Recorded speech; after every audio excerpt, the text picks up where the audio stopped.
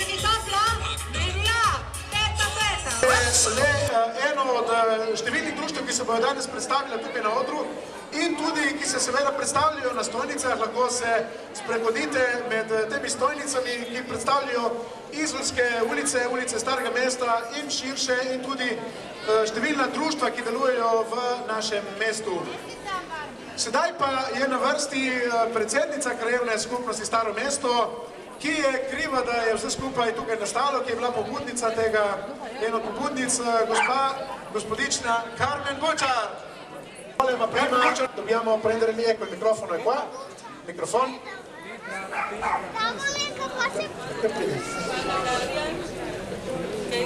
Slišimo. Danes je prav en poseben dan za našo krajevno skupnost. Lep pozdrav vsem.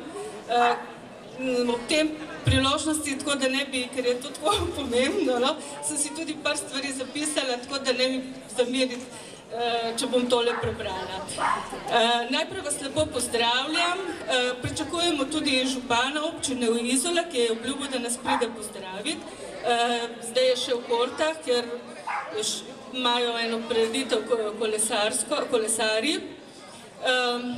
Seveda pa en topel pozdrav vsem članom naših društev in vsem izolanom iz Sočno Nabrežje, Svetilnik, severni del mesta. Ta center je postal nekako malček tako od zadaj, bi rekla, malo pozabljen. Mislim, da je zdaj bi bil čas, da tudi se kaj naredi tudi v notranjosti.